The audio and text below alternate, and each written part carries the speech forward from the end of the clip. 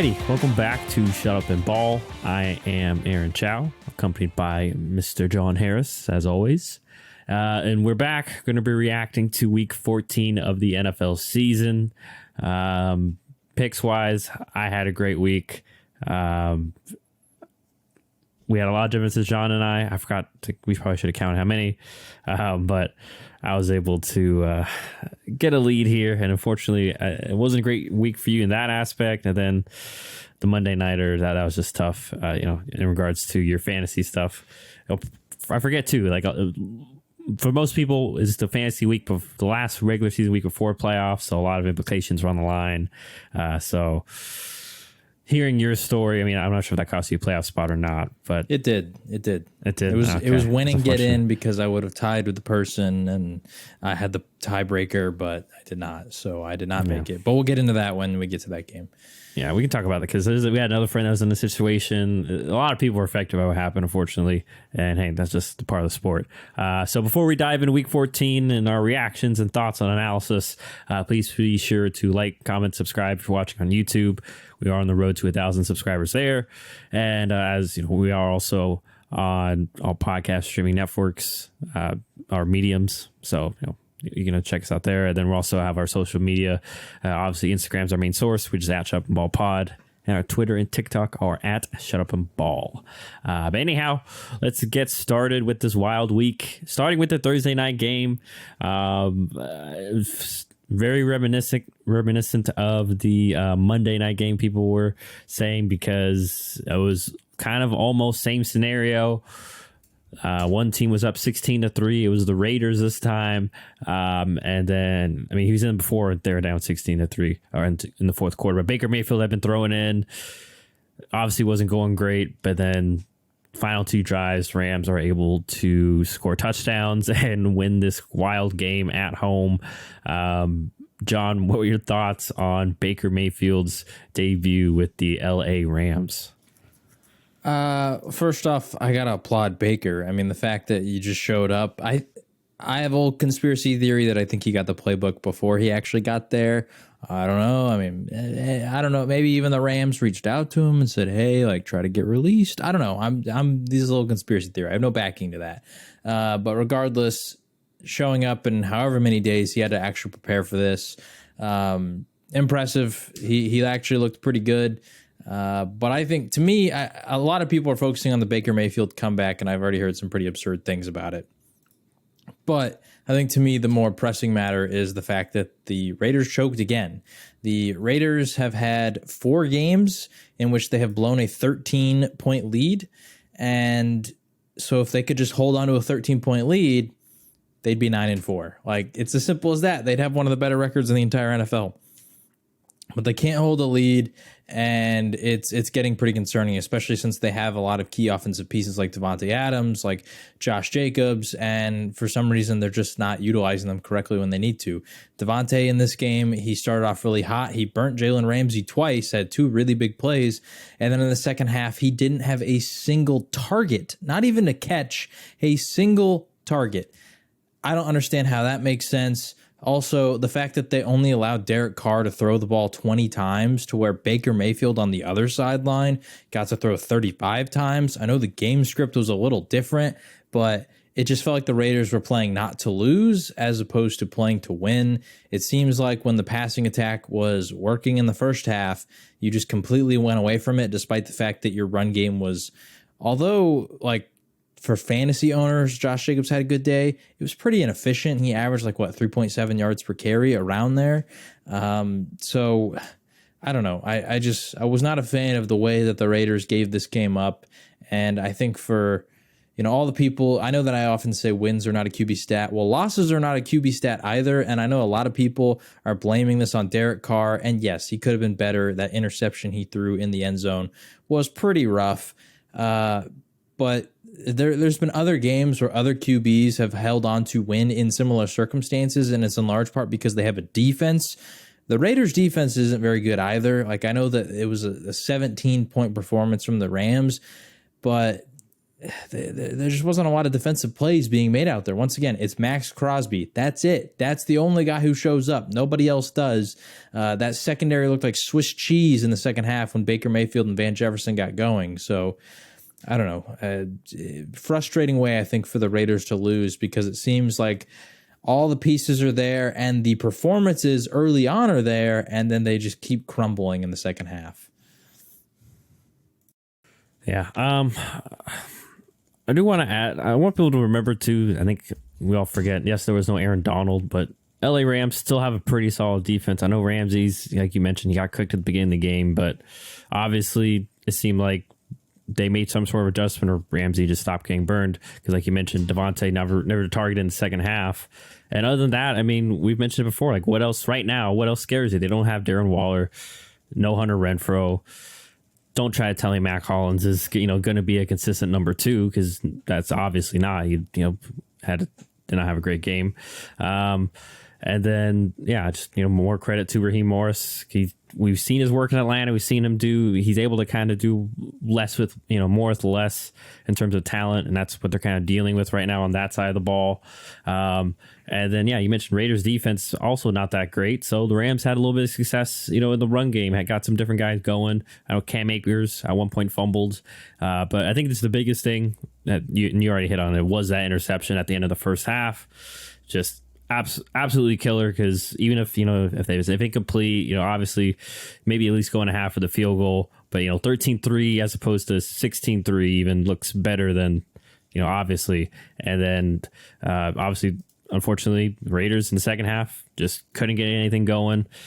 And eventually, also too, I saw multiple people mention on social media, and they're watching the film, Raiders played a lot of man and such, so they're kind of helping Baker Mayfield out at the end, being a little bit too over aggressive. Like, hey, just take these one-on-one shots with Ben Skoranek or Van Jefferson, as opposed to, just, I don't know, playing a little more zone. So, that's definitely a mess up on the Raiders' part. And, we see, just how close they could be. You mentioned that their one-score game difference. They could almost be the Vikings, who are the opposite of that, where they've won almost every. I think they are still undefeated in one-score games. So, the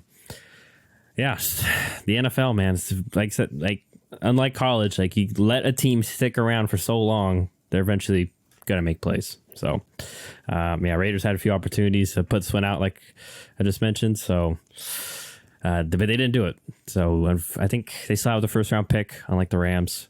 So that's also probably why this win felt bigger for the Rams. But nothing else to add on that one. That was a Thursday night game. And now we head on to the Sunday games.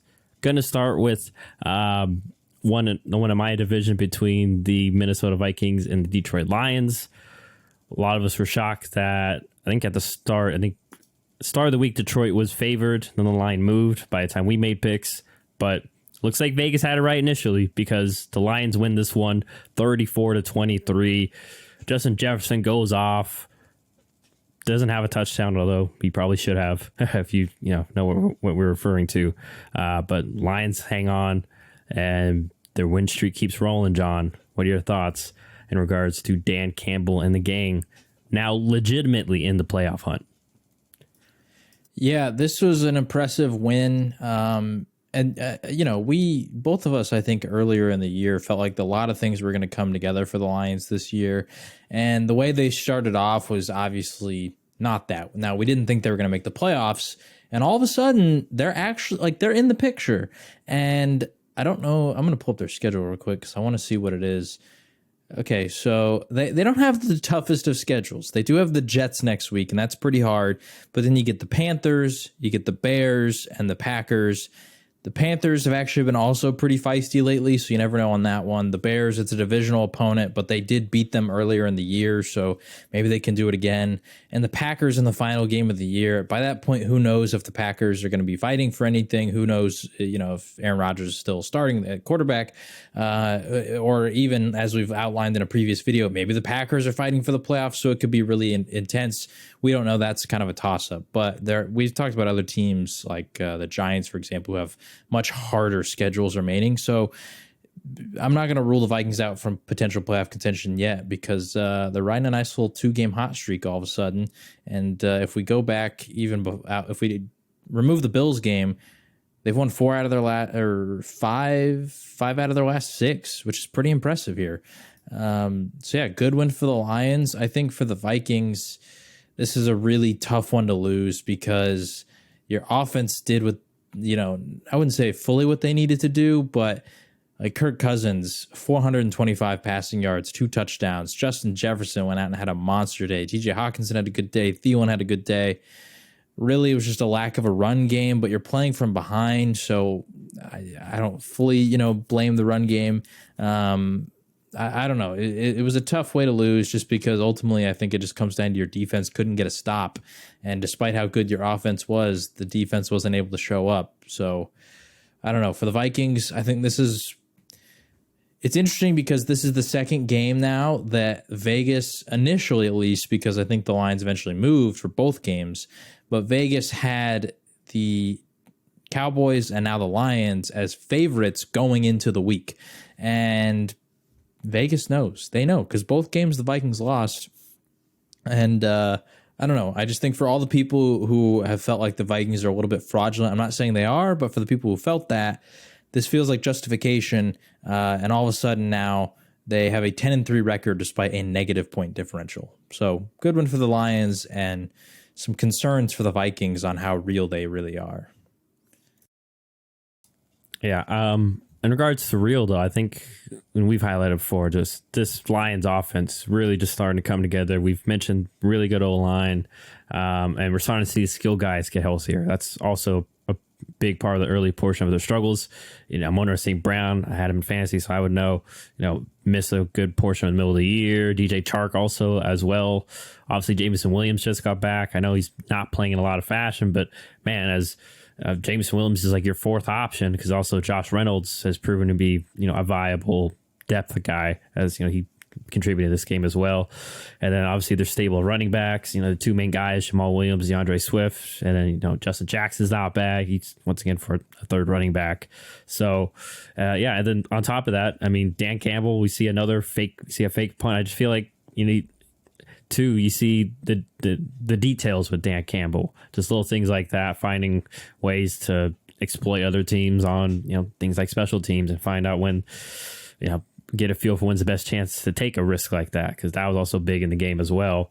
And then obviously on the offense, though, Jared Goff too, like, hey, he was picked number 1 for a reason, though. He can. We've seen when he has talent and good coaching around him, he can succeed. He's not, going to carry a lesser talented team, as evident, but with the early years of the Lions here. But he's been doing pretty well. So credit to him. He's been playing really well, and obviously big key to this offense looking darn near unstoppable. So just. Big question mark for Minnesota is, can you stop the elite teams in the playoffs on defense? I think we're starting to see their offense can do so. Obviously, Justin Jefferson's, top 5, amazing wide receiver. Same with Dalvin Cook. Kirk's solid. Is just, can that defense make turnovers? Because I feel like really only the reason they've been in some of these games is because they've forced turnovers, but this game weren't able to do so. Lions took care of the ball. So, some major question marks going forward for Minnesota, especially on that side of the ball. But big win for the Lions to keep their playoff hopes alive, keep the Dan Campbell train moving. Now we go over to Buffalo, where the Bills were at home. They took care of business against Mike White and the Jets, 20-12. Weather was not great, and it was definitely not a great offensive game to start. I forgot they had a certain amount of straight punts to start off the game. Mike White was hurt. The Bills pulled this one out. John, what were your thoughts on it? Good win for the Bills. I think that this is a team that they earlier in the year, obviously you don't get to see their home field advantage, but as teams get more tired and all that kind of stuff, the weather starts changing. Coincidentally, the Bills start to gain some momentum. It seems like it happens every year where they just start to pull things out late. And that's what they did here. I mean, it was a good win. They avenged their earlier loss to the Jets. And so, yeah, I thought this was an impressive result. That hit on Mike White looked brutal. I don't think I've seen a more brutal legal hit in like the last 10, 15 years as the rules have sort of shifted to protect the players. But he just got absolutely destroyed, and I was pretty shocked to see that he even came back whatsoever. But otherwise, I don't really have much else to say. A good defensive game. Still have the same old concerns about the Bills' run attack because it's still led by Josh Allen. Like, he seems like every week is the one who's leading them in rushing yards, and that just doesn't seem super sustainable. But that's just how they play. Yeah, a little disappointing. I thought we'd see a little more James Cook because once again, two of the last 3 weeks he got heavily involved, and then for some sort of reason of some sort, not involved as much here in this game. But yeah, you mentioned Bills still find a way. Still concerning about their offense. Like I mentioned before, probably why they brought back Cole Beasley outside of Stephon Diggs. And I know Dawson Knox had an appearance this game, contributed. Obviously, you can't depend on Dawson Knox being, a high-level contributor in the receiving game. So maybe that's what they're hoping for in Beasley, even though there's probably a reason he's not on the team right now.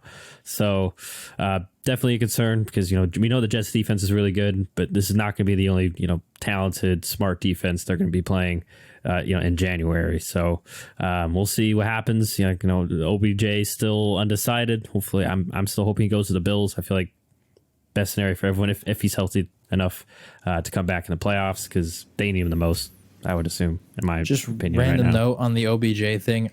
At this point, I'm assuming that he's actually not going to play whatsoever this year. I might be wrong, but I don't know. Like, I think some people were saying the Cowboys were leaking stuff as like a negotiation tactic, but then they followed that up by signing T.Y. Hilton. Jerry Jones is not the kind of person to not overpay somebody. So if OBJ was ready to play, I think he would have paid him. And the fact that like nothing has happened with the Bills and the Giants, I don't know. I don't see it happening. And also for his own health, if he's like actually not ready, number one, the Giants, like you're really going to go play on that field with two torn ACLs. And then number two, like the Bills, it's cold, man. Like that's going to be tough on your knees. And for the Cowboys, like they're going to have to potentially go play in cold environments because they're going to be, if they don't, surpass the Eagles at this point, they're going to be a wild card team. They're going to have to play on the road. I don't know. If he's not ready, I'm kind of hoping he just waits for next year. Yeah, me too. But who knows? I mean, because I feel like you're probably right because even when I heard the regular season stuff, just to be quick about it, I was like, I really doubt he's going to be back in the regular season. It's going to be a lot of, he might be back this week, but he's really not back. So we'll see if he even gets back in the playoffs. But like I said, feel like the Bills still need that second weapon. We're hoping it was James Cook, but he's not getting the touches. So it's something that Buffalo's got to figure out going forward. And yeah, for the Jets, obviously Mike White still played really well and a very gutsy performance, like no pun intended there. But turnovers killed them. Obviously the Michael Carter one late, that was a bad one. And then of course when Joe Flacco gets in, he also fumbles out well. That's just unfortunate. But you see, just getting the ball into their playmakers' hands, Garrett Wilson, Elijah Moore, but yeah, I don't know how to solve the red zone issues, but I don't mean to sound cliche, but that's just been an issue for 2 straight weeks now. Against Minnesota, they were in that game, but they don't, end up settle for 3 or 4 of those field goals. Maybe they win it. This one, same kind of deal. But nonetheless, big win for the Bills as they stay atop the AFC and obviously need that home field advantage on their side for the playoffs. Now we go over to your game, John. This one turned out to be a lot closer than I think many of us anticipated. I've seen a lot of overreactions, to say the least, in regards to this. But your Dallas Cowboys take care of business and beat the Texans 27-23. Obviously, a little bit closer than you wanted. What were your thoughts in regards to this game? I don't want to overreact because, it is one game and we've seen other teams like, the Eagles lose to the Commanders or the Bills lost to, whoever, or they kept a close game, blah, blah. Like we saw the Chiefs lose to the Colts. Like it happens. Sometimes you get close dog fights in some of these games against teams you should blow out. That said, there was some concerning things I had about this game, just in terms of the Cowboys' outlook later in the year, like in playoff time, because there were some bad old habits that happened here. Number one, they were pretty bad on special teams. Kevontae Turpin fumbled on that punt that gave the Texans easy field position, which led to a score. And, that's just something that's unacceptable, especially in a team that has nothing to lose against you. Next, they let Dak throw 39 times against the worst run defense in the entire NFL. I just don't understand that. Like, I feel like schematically against this defense, I know that some of this was, I guess, on those 39 pass attempts, some of that, like 6 of them came on the final drive. And I excuse those because you're driving to win the game. But before that, there was never a point that this game ever got out of hand. And so the fact that they weren't just running it down their throats for 40-something touches, like 20 for Zeke, 20 for Pollard, confuses me. Like, I just feel like they could have dominated time of possession. If we look at time of possession, the Texans held the ball for 33 minutes. That's 7 minutes more than the Cowboys. I just don't really understand Kellen Moore's play calling in this one and his refusal to just simply just pound the rock over and over and over, because at some point, like, it's going to work. And they both averaged a little over 4 yards a carry, so it's not like they were being inefficient by any means. So that concerned me. And also, some of the interceptions that Dak threw, just really tight windows that weren't quite there. I think that Dak right now is just playing incredibly aggressive, and I'm hoping that this is just because he believes in his defense. He believes in his team's ability to make up for it if he does make mistakes.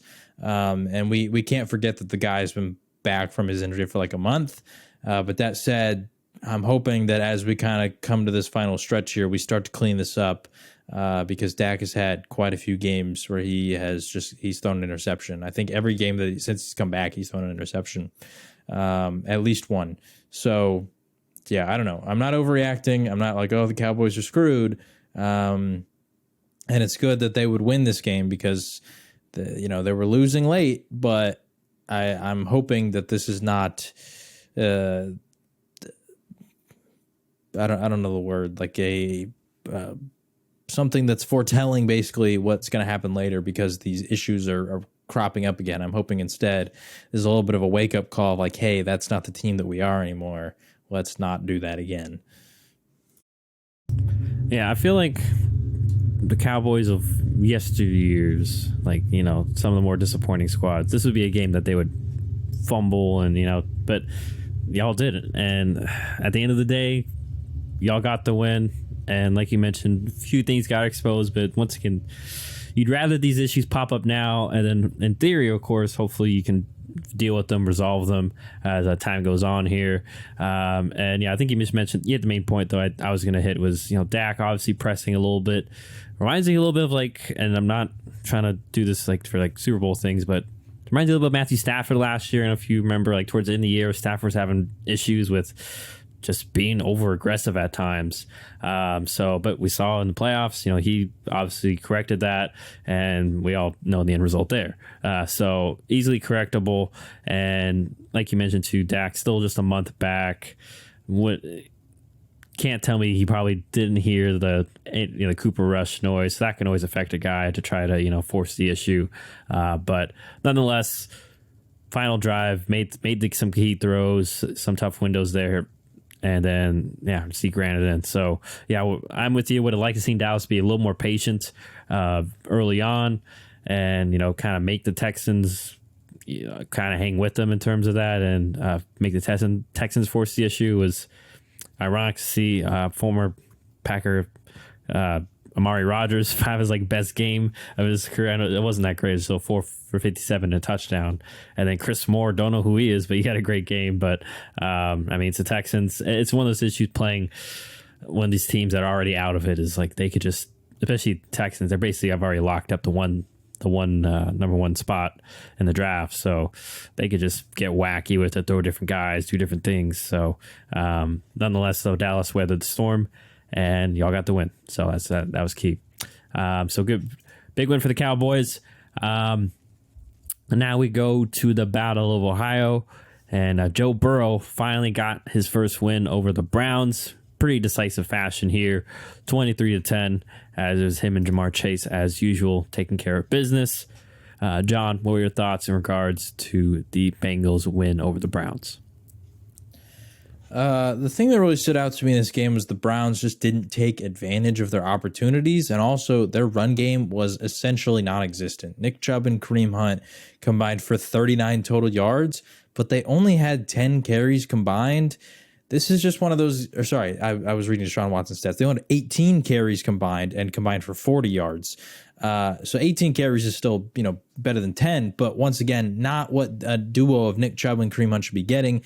And I don't know if I didn't fully watch this game. I was paying attention to the red zone. So I don't know if it was Stefanski saw early, hey, we're running a lot. It's super inefficient. We have to go away from this and just relied on the pass because Deshaun Watson threw the ball 42 times. I'm assuming that's what happened. But I don't know. I just feel like the Browns, the offensive line's got to be better. The run game's got to be better because, especially when I did get to see the red zone opportunities, the run game was not showing up, which forced Deshaun Watson to try and make plays. And yes, he's still rusty. He's not played football in 2 years outside of the last couple weeks. And, they just missed some key opportunities. Donovan Peoples-Jones had one right on his chest that he ended up dropping in the end zone. They didn't score on that drive. The pick from Watson looked like it was forced. So overall, the offense just wasn't fully on. They were not, having the greatest of performances. And otherwise, I don't know. I feel like their defense did all right. They turned the ball over. Joe Mixon did have quite a bit of success. Jamar Chase had quite a bit of success. But otherwise, they sort of limited everybody else. And so they only allowed 23 points. And once again, the Bengals kind of got short field position on that one drive, so I didn't feel like this was too dissimilar to the last time they played. It was just the offense for the Browns didn't show up totally. So, yeah, I don't know. For the Bengals, good win. Once again, avenging your previous loss, showing up when you need to. It does annoy me the way that they're handling the injury report, though. They keep doing this thing where there's players they take off the injury report before the game starts, and then they don't play them. That happened to T. Higgins. I don't know what's going on there, but I think that when the NFL is now getting more into the bed with betting markets and fantasy football is this massive thing, seems a little irresponsible, but that's not my decision to make, I guess. But like I said, good win for the Bengals, and for the Browns, their offense just didn't show up. Yeah, I mean, we would mention it, and I'm glad to hear other people are kind of realizing it too. Deshaun Watson has not played football for basically 2 years, real, live action. So it's going to be tough to come back and play even at an elite level, especially on a new team in a new scheme too. On top of all that, thrown right in the middle of the season against literally the team that went to the Super Bowl last year. So yeah, not too shocking. And we've also seen, real quick to that point, because I know I've heard some people be like, well, what about all the guys like Micah Parsons and Jamar Chase who didn't play football their final year of college? 2 years is obviously longer than one, but also he was dealing with the court stuff, so there was a lot of off the field things that were preventing him from even staying in shape, practicing, whatever. And also a year of that, he was still in Houston, so he was not with the Browns, learning the playbook, getting none of this was happening. So I do think that people, I'm not trying to excuse Deshaun Watson's bad play, but that's just the reality of the situation. Yeah. So, and also I've mentioned before, once you kind of stop the Browns' run game, their passing game isn't really creative enough on its own to carry the weight, especially, Amari Cooper really held down this game, only 2 catches, 42 yards. And then, yeah, you mentioned it on the flip side. We all know you can run on Cleveland. Joe Mixon had a great game. P. Ryan was efficient. And then, obviously, Jamar Chase and Burrow is hard to stop, as Burrow literally, 10 of his 18 completions went to Jamar. So even though they didn't have T. Higgins, it was no problem as Chase presented his own issues. So, yeah. And lastly, I just want to add more credit towards the Bengals defense. We kind of talked about it last week. Just very good defense. There's no real huge weakness for them. They just have a pretty good broad pool of talent. DJ Reader's a really good run stopper. They have, I believe Trey Hendrickson did he get hurt this game? I have to check. He got hurt, but I thought it was worse. It's just he's questionable. So Trey Hendrickson, we know he's a good pass rusher. We know Jesse Bates is good. Like they have to have a good collection of guys at different levels, on top of their creative scheme too. So. Great to see the Bengals kind of finding traction here late again in the season. Now we go over to Tennessee, where the Titans definitely, for lack of a better phrase, dropped one against the Jaguars as they fall to the Jags 36-22. Trevor Lawrence seems to be kind of finding his stride as of late as he's been on fire. And so John, what were your thoughts on Trevor Lawrence and the Jaguars getting the huge win here? I've mentioned this multiple times throughout the season, but the Jaguars, in terms of their EPA per play on both offense and defense, were a top 10 team for a lot of the year, despite the fact that they had a pretty bad record. And they're starting to figure some stuff out here. And I think it's largely in part because Trevor Lawrence has really started to gain his confidence and get his feet under him. He started to look like that number one draft pick that many people, us included, were hyping him up to be. So I'm not saying this is, breakout game, although I would say this is probably his best game of his career so far. I think that game against, the Ravens, I think, where they had that late game comeback. Was that last week? I think that was last week. I think that was sort of the breakout game, and this is just a follow-up. But, man, Trevor Lawrence is looking really good. He was the difference maker in this one. I've mentioned this many times, but I just find it really impressive when quarterbacks and passing attacks are able to have success with zero run game. Like Travis Etienne had 17 carries for 32 yards, 1.9 yards per carry. He literally got nothing. So he was unimpressive. And then Jermichael Hasty, the backup, he only had 4 carries, but 3.2 yards per carry. So not that impressive. And so it was all on the back of Trevor Lawrence's arm. And basically Evan Ingram and Zay Jones making plays happen. So shout out to those guys because they dominated in a way that could be shifting. I'm not going to happen this year because the Jaguars are 5-8. I mean, well, it could happen. Like these teams are still close enough that, and anything could happen. But I wouldn't be shocked if next year we start to see like an official changing of the guard over who is the dominant team in this division. Yeah. You mainly took my point away. Lawrence has been on fire, and you can't tell me. I know Zay Jones. Zay Jones has been around the league a bit, so he's a solid guy, but he's no stud. So it's not like he's carrying them. Same with Evan Ingram, as he had. It's obviously his career best day there. And for the Titans, you kind of see once again like missing an AJ Brown. Derrick Henry did kind of tore up on the ground, but in a game where their defense, for lack of a better phrase, just getting cooked, just getting torn apart, is where you miss an AJ Brown. Where okay, if you get in a little bit of a shootout, you have your own guy that you can force feed via the air. But unfortunately, they didn't have that. All they had was Austin Hooper as he was there, or basically their tight ends were their best guys because Hooper had 568 and Okonkwo had 645. So once again, seeing that lack of explosive playmakers at the skill positions, other than Derrick Henry, of course, for the Titans is going to be an issue, and we'll see if their defense can kind of turn it around. But huge win for the Jags. You love to see that out of a young team, especially it was the Ravens 2 weeks ago. Last week is when they dropped the egg against the Lions. They scored like 14 points. So obviously, this is still, like I said, Jacksonville, a young team. Consistency is definitely a key point of emphasis for them. On both sides of the ball. So, definitely very encouraging. When we're seeing with some real coaching behind all the talent in Jacksonville. Because once again, they've been picking in the top 10 for years. You're starting to see with some real coaching that there's definitely starting to build something. So. Like John mentioned, it'll be interesting to keep an eye on them, see how they end this season, if they can end it on a high note. But anyhow, and also I wanted to throw in Trevor Lawrence is my baller of the week, as we mentioned, he had an amazing day, 3 touchdowns, as a 368 on the via the air and 30 attempts, and didn't even get sacked. So great on him. Now we go over. Speaking of Baltimore, we're going to Baltimore. Sorry, we're going to Pittsburgh, and I almost said Heinz Field, but it's not Heinz Field, where the Steelers, both teams really had quarterback, basically had to rely on their backups. Kenny Pickett knocked out with a concussion, and then at one point Tyler Huntley went out in this game. For the Ravens, though, they hung on to win this one 16-14. John, what were your thoughts in regards to the Ravens getting this big win against Pittsburgh at Pittsburgh? This is, I know, not like in terms of score and all that stuff, like an impressive win, but I thought this is an impressive win because not only do you not have Lamar, Tyler Huntley goes down, and you're rocking Anthony Brown at quarterback, and also J.K. Dobbins. He came back from injury. I will say he on that 60-yard run at least, he doesn't look like he's fully recovered, and so that's kind of a good sign, I guess, because he averaged 8 yards a carry, 120 yards, and a touchdown, but he still looked like a little wonky, at least on the way that he tried to cut at the end there. But once again, he's looking wonky, and yet he was still productive.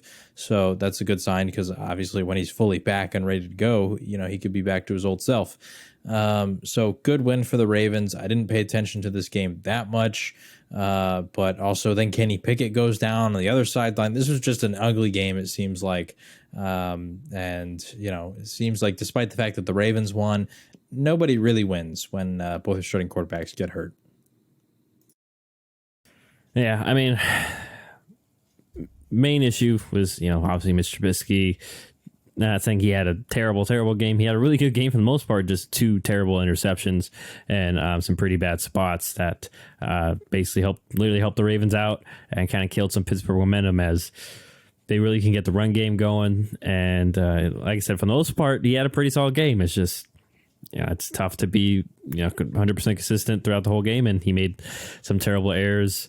There's a couple interceptions, and then Baltimore, they, like you mentioned, J.K. Dobbins leaning on him, and Gus Edwards. Gus Edwards still was pretty efficient on this day. So, not needing really to beat them via the air or with their taking their second string quarterback, their third string quarterback was able to fill in and help out.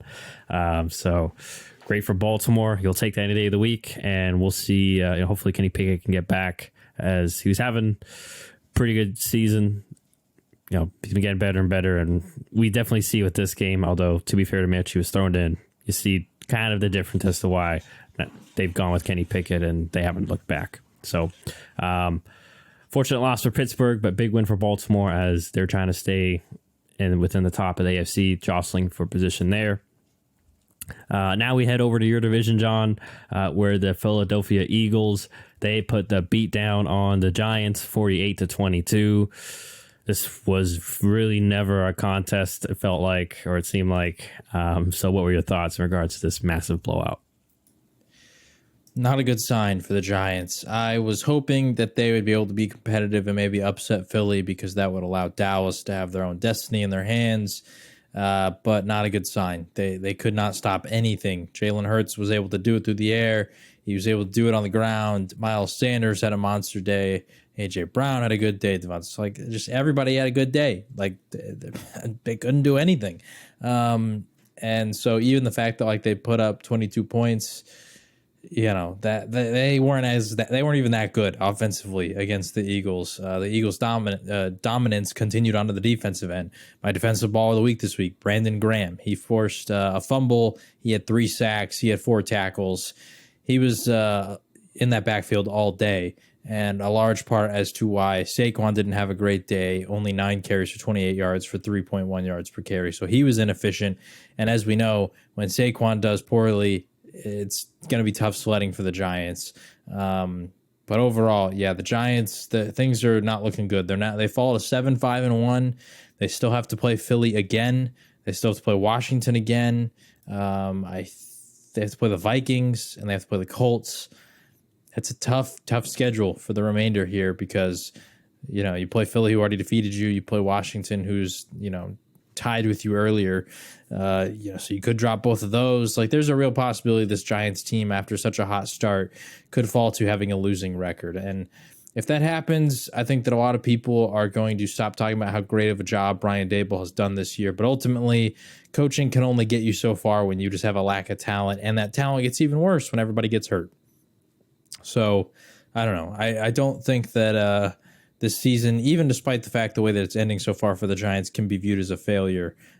Just because if you told me they were going to get 7 wins before the year, even that might have surprised me.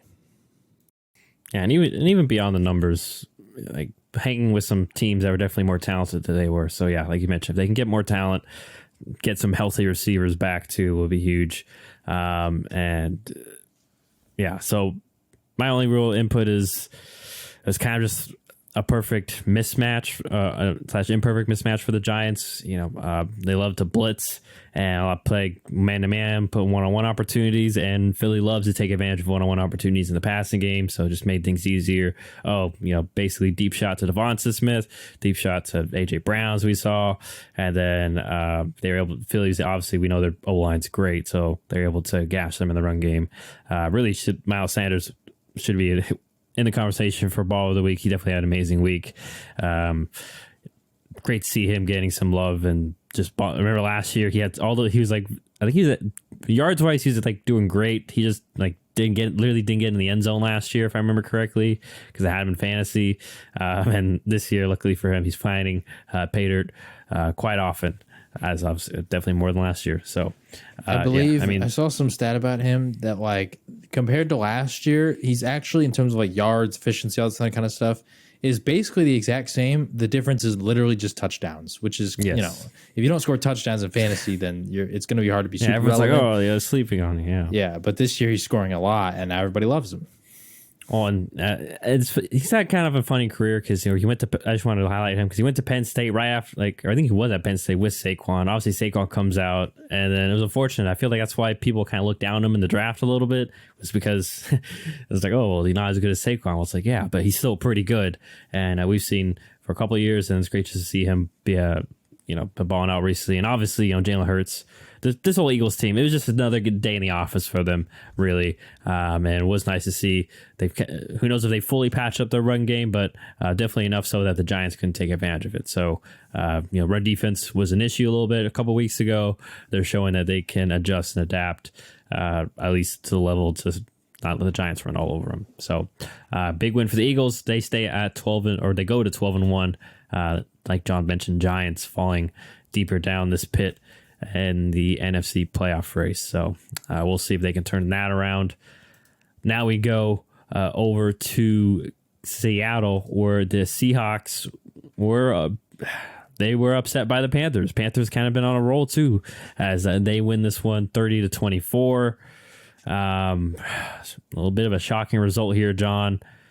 Panthers now definitely in the mix of the playoffs. They get this big win. What are your thoughts in regards to this game? Impressive win from the Panthers because they were able to do this without the contribution of DJ Moore, which really hurt my fantasy teams. And they also did this. This was their first win this year on the road. Every road game they had played before this was a loss. And so they came out, they showed out. And I think it was in large part just a collective effort from everybody. Like the run game was really strong. They had, almost 200 rushing yards? Or they had 200 rushing yards. So, they dominated on the ground, and it was a mix of everybody. They had Foreman, they had Hubbard, they had Blackshear, Sam Darnold got in the mix, and DJ Moore's only production was 6 yards in contribution to that. So they did it on the ground, and I think that this is kind of what the Panthers want to be, is a run-heavy team, because they don't have elite quarterback play. They don't have the greatest of receiver rooms. Their offensive line can't hold up that long, so you got some good running backs and Foreman and Hubbard, and you might as well see if you can make things work. And you got an interesting receiver in Laviska Shenault, who they get involved in creative ways too. So, I like what the Panthers are doing. And I think that, who's their interim head coach? Do you remember his name? Steve Wilks? Steve Wilks, yep. Yeah. Steve Wilks deserves some credit here because I think since he's taken over, the Panthers are now 500, which is pretty impressive. So I think that this was a good win for the Panthers. For Seattle, this was a really tough one to drop because, once again, they're fighting for a wild card spot as of right now, and the rest of their schedule is arguably the toughest that any team can have.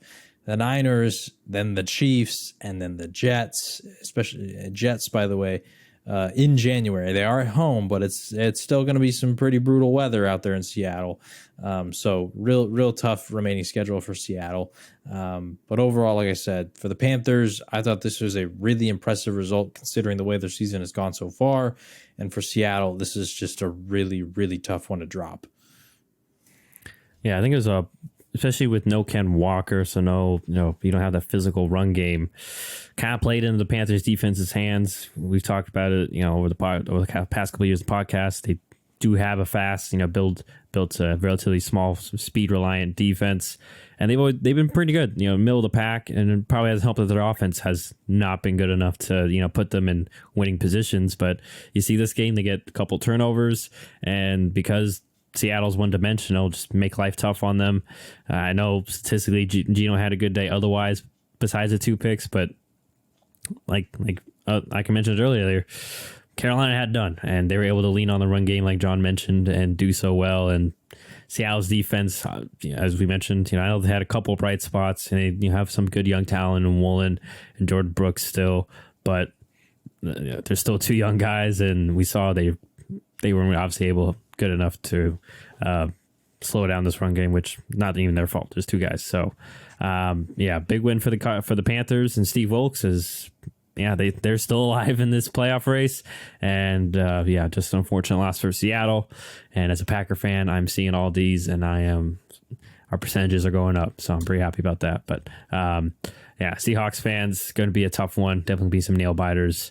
And hopefully we'll see. But going forward for them. So Seattle kind of in a rut. We'll see if they can turn that around. Speaking of 2 teams going 2 different directions, we're going over to San Francisco, where this game was just a domination by the San Francisco 49ers at home. It was not the homecoming that Brady wanted, because I always forget, I guess he is from the Bay Area.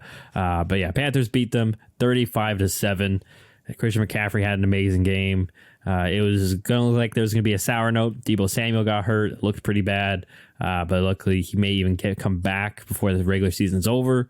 So not as bad as many of us feared. And Brock Purdy looked pretty good. No pun intended there. I know that pun's being overused. But anyhow, John, what were your thoughts in regards to the Niners' domination over the Buccaneers? Yeah, the Niners, they're one of the most complete teams in the league. If you remove the quarterback position, I know that Brock Purdy did look good, but if you remove the quarterback position, they have arguably the best roster in the entire NFL. So not surprised to see them go out there and dominate Tampa, because really the only advantage Tampa would have is QB, and you can make up for it with a lot of things, and you can force Tom Brady to have a poor game because of a lot of those other things. So their defensive line controlled the game here. Their ability to shut down Leonard Fournette was pretty big. I do find it interesting that Leonard Fournette only got 4 carries and Rachaad White got 13. Rachaad White was more efficient on the day, but the sample size was different. So I don't know, just interesting stuff there. But overall, I think, the Niners defense was the big story here. And on offense, Brock Purdy actually did make some throws that I was like, okay, that's pretty impressive though. I didn't expect that out of him. But I think it does help too that Christian McCaffrey, I think he's had really good games since he's gotten there, but I think this is probably his best game in terms of production on the ground. 120 rushing yards and a touchdown. This was a game where it's like, okay, we need the run game to really step up, and McCaffrey, he answered the bell, so that's why you go out and get a guy like CMC. So maybe, their hopes aren't fully dashed despite the fact that Debo's hurt. Yeah, I agree with you, especially you meant in that part too. You mentioned like the traditional run game's been getting better and better, so it's good to see that out of San Fran. Jordan Mason too has been really good this week and last week. So even though they may lose Debo, we know CMC is a great receiver, so he could probably a little bit able to reverse, as a running back, do a little more Debo stuff, maybe as a wide receiver and all that. Luckily Debo wasn't hurt bad. So Brock Purdy, solid enough. And on the flip side, I think it's important to mention, too, you mentioned San Francisco's D-line slowing down the run game. They've had Eric Armstead back healthy, and I believe they've also gotten back, why am I blanking on... let me see. Kinlaw, I'm not sure if he's back, but if he played this game. But nonetheless, if he hasn't been back, he's supposed to have been back soon. But nonetheless, Armstead's obviously the better guy, and he's been helping them out in the run game recently, as that their defense is getting back healthier. Their team's just been getting healthier too, obviously, besides the big injuries. And so just a dominant fashion. I was obviously wrong in this one. John picked San Fran, I picked Tampa. I thought Tampa's defense would have a better showing, but they did not. They kind of got dissected in the run game. So big win for San Fran, and for Tampa, this keeps that weird NFC South race alive, and who knows how that one's going to end going down the stretch. But now we go over to Mile High, where the Denver Broncos were unable to come back and beat the Chiefs. Chiefs win this one 34-28. Fortunate. Broncos, they scored over 16 points, John. But unfortunately, this was a day where the defense, was unable to carry the load as they've done all season.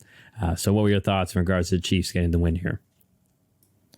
Good win. I did not expect the result to be this close. This felt like the first game all year the Broncos offense actually had any sort of life, and it was on the back of Russell Wilson. I think that he had a really good performance, 3 touchdowns, 247 yards. He was also their leading rusher because the run game was largely non-existent, partially because they fell behind so fast. But I think that Russell Wilson and the passing attack finally got some stuff happening. And so you got to give a shout out to Marlon Mack, who had, I think, a 60-yard receiving touchdown, and then Jerry Jeudy, who stepped up big time in the absence of Cortland Sutton and, finally coming back from injury. So shout out to those two guys because they were big difference makers. And coincidentally enough, I think really the aspect that let the Broncos down was their defense. It seems like a reverse of what has happened the entire season. They allowed 34 points. It's tough because you're playing the Chiefs and, you don't have Bradley Chubb and some different options who have, been dealing with injuries. So you're not fully whole, but, it is what it is. And for the Chiefs, Mahomes threw 3 interceptions and they still found a way to win. So I think that's impressive for Mahomes. He's got to clean that up, especially the one that happened late. That's not something that we're used to Mahomes doing.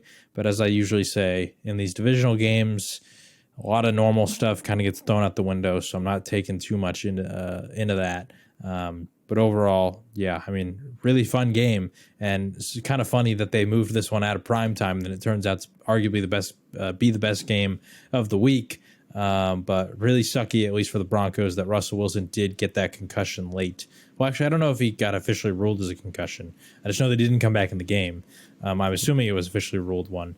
But regardless, that he, in the best game he's having all year, he didn't get a chance to finish it out. That kind of sucks. Trying to see. Yeah, so he actually is in the concussion protocol. So that's what. But anyhow, only real thing I want to mention is it was really Mahomes too. Like the numbers are a little bit deceiving. I think two of Mahomes' interception towards the end of the first half, led to the 2 touchdowns. One of them, Denver only had to drive 40 yards, and then the other one, it was more of a full, 60 yards. But still, Mahomes gave them a little bit of life there. But hey, he was the reason why Chiefs won this game. The amazing flick to Jerick McKinnon, who we've seen be a little more involved. So they're trying to find different ways, obviously, to replace Tyreek Hill. McKinnon, getting him involved. He's kind of like that running back, wide receiver kind of hybrid guy. Good athlete, definitely for sure. So finding ways to get him the ball. Pacheco's still been really good for them in the run game as kind of like they're in between the tackles, bruiser guy, something they haven't really had. And then obviously solid game from Juju as well, since Kelsey still had a pretty good game, 4 for 71, but obviously not typical Travis Kelce standards. But yeah, I still have to give credit in the day to Denver. Seems like they found more ways to get Russell Wilson moving so that, he can either tuck it and run or just use his legs to find ways to make plays in a myriad of ways. So maybe that's something to build on going forward. Obviously, the concussion thing sucks, like you mentioned. So we'll see if he can even be back this following week. Maybe more a Brett Ripien, unfortunately. Yeah, we'll see if Denver can build on that. And just unfortunate that this was a day where the defense didn't, kind of drop the ball per se. So, a big win for the Chiefs as they are, really on the Bills' heels for that 1 seed in the playoffs. But now we go to their division rival, the LA Chargers, for the Sunday night game. This was a big game social media wise, 2-on versus, I don't know what they call the Herbert King, but Emmanuel Acho was there to see it in person, to root his guy on Tua, and unfortunately for him and then the Dolphins, Chargers came out in this one on top, 23-17. Not a great day in the office for Tua and the Dolphins offense, and the Chargers offense seemed like Herbert, like I said in the predictions, playing with a little bit extra juice, but he did also have his guys back too, and Mike Williams and Keenan Allen, as they were instrumental in this win. What were your thoughts on the big victory for Justin Herbert against 2-on? shocker that Justin Herbert and the Chargers offense looks good when you got Keenan Allen and Mike Williams back. I know it's crazy. I don't know. I think that a lot of people were woken up to the fact, and I know it's a little bit of an unfair thing to like put all of this on this one game, but like Justin Herbert has always been better than Tua. I guess in college maybe it was debatable, but at least in the NFL, like Justin Herbert has been better. And this game, I think for some people was just kind of the wake up call. Like, yeah, Justin Herbert's really freaking good at football. Like, he's not this social media quarterback, Emmanuel Acho, who just makes throws and it doesn't turn into results.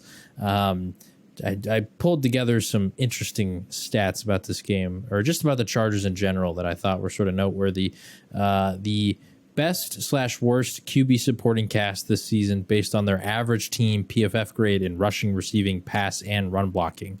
So this is basically all the grades for all the offensive players not named the quarterback.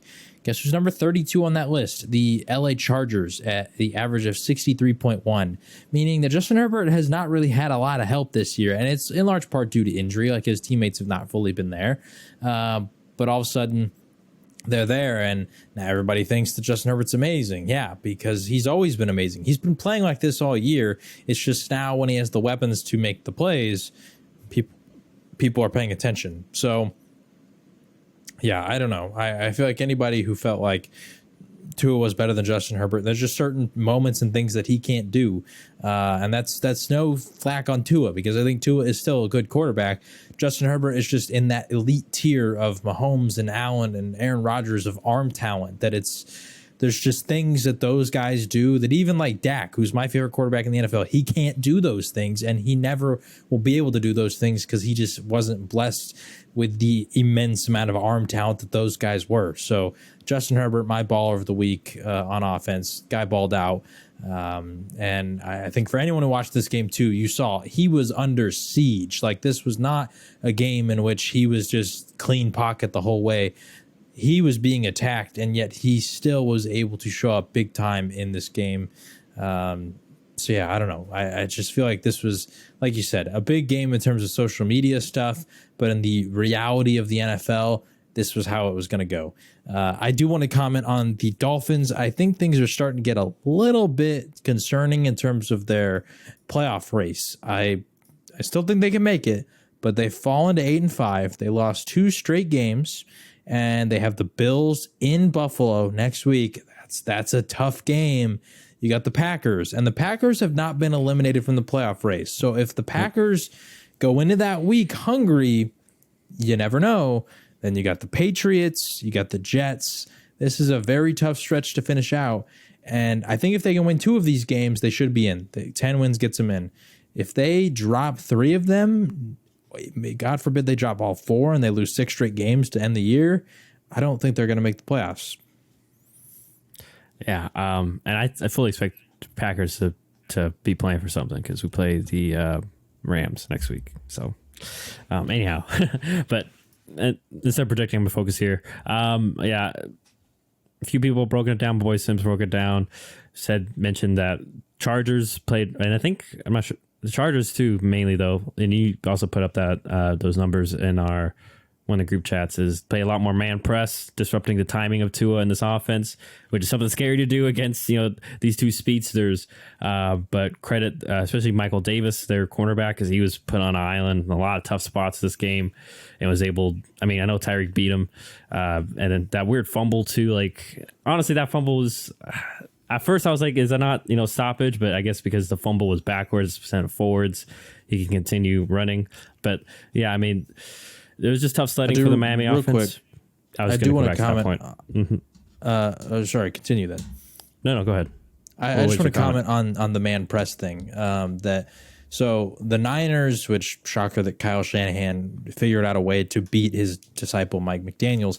The Dolphins have been running this really quick style of offense, get the ball out quick, get it to your playmakers. They have the speed that they can do that kind of stuff, right? They run a lot of these RPOs, and Tua, a lot of his strength comes from his mind, who's able to read and react very quickly. The Niners implemented a man press scheme. And I want to shout out to Miko Ryans and that whole coaching staff for doing that, because that was something that a lot of people were kind of scared to do, because you're going to press Tyreek Hill and Jalen Waddle. That sounds terrifying. It worked.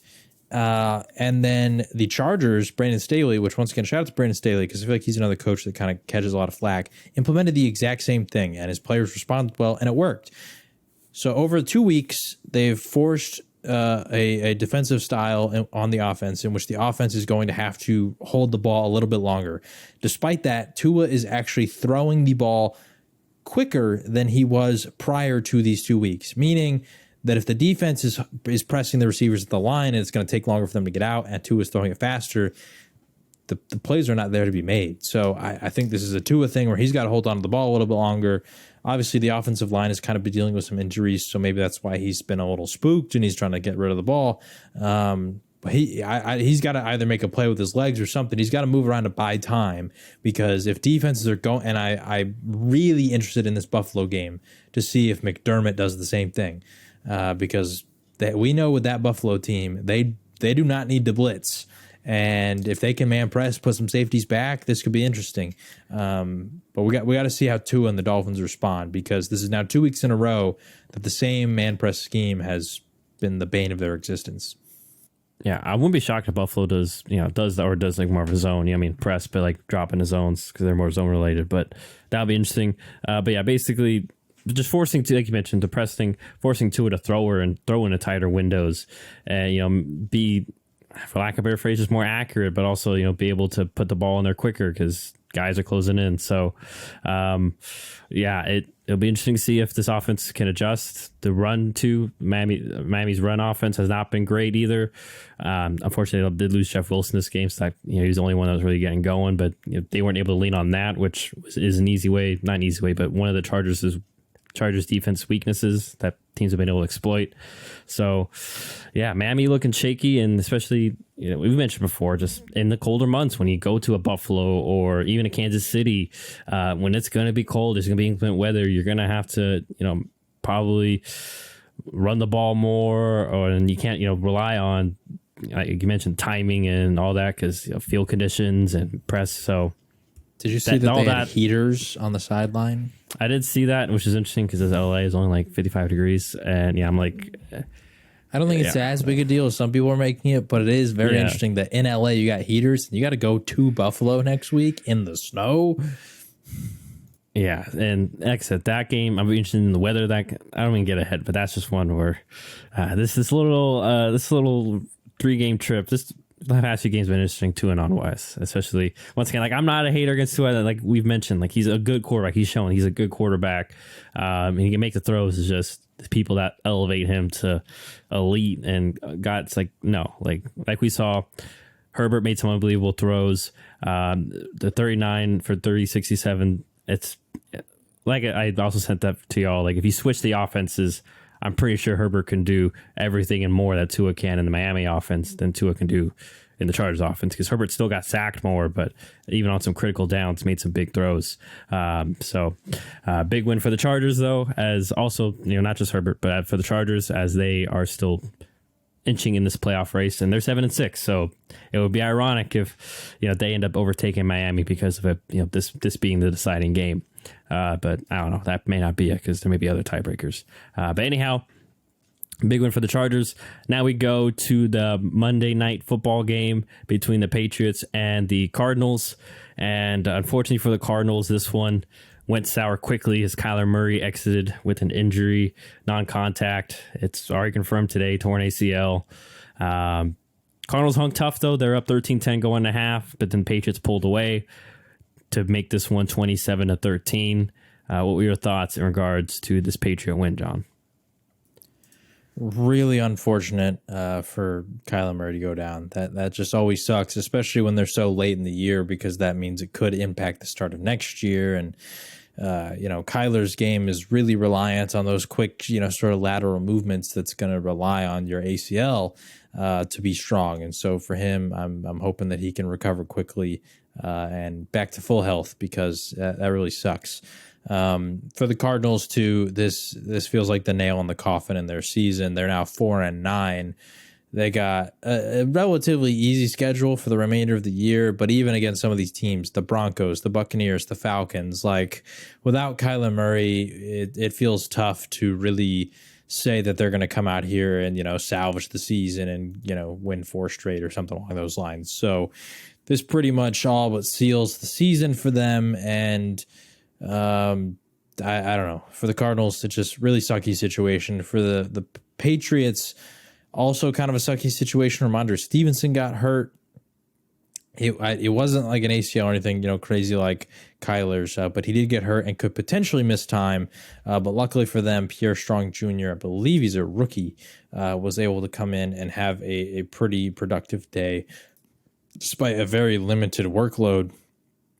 So that was good. The Patriots offensive coordinator woes, I think, still continued in this game, despite the fact that they won pretty comfortably. There was a part where Mac Jones was yelling to the sideline, and it seemed like he was not happy with the tempo of the plays coming in and all that kind of stuff. It seems like there's just still some confusion, at least on that end, between, some sort of disconnect between Mac Jones and the offensive play callers. And once again, this is something that we talked about before the season even started, and Troy Aikman after the broadcast was saying that he doesn't know a single defensive coordinator in his entire career and even in the current league that he thinks would be a good offensive coordinator, because they're just so completely different. The way that you approach the game, the way that you have to think about things, it's just so wildly different. So I don't know. I'm not one to question Bill Belichick, and they are 7-6, and it is working somewhat, but still just something that we got to pay attention to. So that's my full take on the game. But that being said, I lost a fantasy playoff spot because of this game in really frustrating fashion. 12-point lead going into Monday night. I have Ramondre Stevenson, who, as I said, did get hurt and did not come back. He had 3 points because it is a full PPR league. So 12-point lead, you had 3 points, 15-point lead against my opponent. He had the Patriots defense. DeAndre Hopkins had to fumble, which resulted in a touchdown. Colt McCoy had to throw an interception, and they also recovered a fumble. And they had a bunch of sacks, and they only allowed 13 points. There were so many ways in which the Cardinals, if they just had one good more touchdown drive, I would have secured the win. I lost by 4 in the end. But ultimately I lost, and I am eliminated from the playoffs in that league. It's my least important league, but still a bummer because there was a prize on the line. So kind of sucks. Yeah, unfortunate. Almost as unfortunate as Arizona because sorry, I was going to mention is it their mascot too? I think I saw that on social media. I think I sent it to you. Like the also Cardinals broke his ankle mascot got injured. He's like limping to the sideline. Like everybody got hurt in this game. Yeah, it was not, and unfortunately for our little argument, this is the natural grass field in Arizona. This is they grow it outside and bring it, or you know what I mean. So it's not like it was turf. So just unfortunate. Who knows? This is the theoretical nail in the coffin for Cliff Kingsbury going forward. Although I fear, as I'm sure our Arizona resident may fear, that this may be a justification. Like, look. Like, oh man, like Kyler got hurt, so it's not really my fault that this, we didn't have a great season this year, and I was missing D-Hop, and they already had that, so who knows? But yeah, my ball of the week, Josh Uche, he had 3 sacks. I believe he also was the one that caused the interception because he hit Colt and it went up and got picked off by Marcus Jones. But yeah, New England's just weird in terms of offense. I am with you. I mean, they're still throwing out Marcus Jones to try to create a spark. And unfortunately, Devontae Parker had a little bit of scary injury. That was also known. I don't know if you saw that on social media. Aguilar had to, get the refs' attention. And so that's not a great look on the NFL in terms of the fact that all the refs and all the people missed that Devontae Parker was obviously concussed. But yeah, in regards to the Arizona Cardinals, not much else to add. I mean, throwing Colt McCoy, he did what he could, but he's Colt McCoy. And we've mentioned the scheme's not very creative, so it didn't do him any favors. And going up against New England's never easy. So, yeah, mainly the turnovers in New England defense led the way for them. And, Mac Jones, only 1 interception, 1 sack. You mentioned he was very frustrated.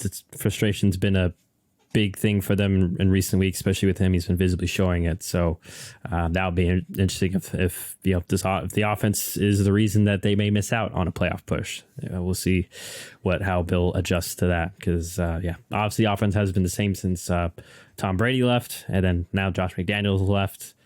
Who knows how they're going to pick up the pieces on that end. But nonetheless, they still win 27-13. So yeah, unfortunate for the Cardinals, and we'll see what happens going forward for them. Luckily, they have the draft pick, though. So, yeah, like I said, Josh Uche, my ball of the week with 3 sacks. Other than that, that will do it for John and myself. We didn't get any of our locks. John's was the Rams, or not the Rams, the Raiders. So that was also terrible for you, by the way, on Thursday. Like, you had your lock sitting there, and they had to hold on. I felt so confident. Pittsburgh went through. Pittsburgh covered, and I felt so confident in the Raiders. I was like, great. Like, Baker Mayfield's coming in. Like, the Raiders are moving the ball. It's going great. And then they just the second half, they just collapsed. And we don't even have anything on the line for these locks, but I just felt so betrayed. I was like, are you kidding me? Las Vegas? That's how you lose. Again? How you lose. The last time I locked them, they got shut out 24-0 against the Saints. I'm never locking the Raiders again. It's a curse. I'm not doing it. I'm not doing it. Yeah, and then the one week I was on Jacksonville's side, I even locked against them. Tennessee dropped the ball. So, and I was right about New England, but I didn't want to be right in the way I was right because it was ugly. But nonetheless, we'll be back to make our Week 15 picks against the spread. We also have some Saturday games this week as we are, closing down the season. So that's always interesting. But as per usual, like I mentioned earlier, like, comment, subscribe if you're watching on YouTube. Our page is Shut Up and Ball. So is our Facebook page.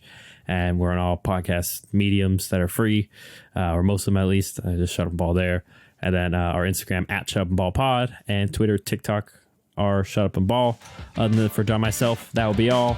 We will see you all later. Adios.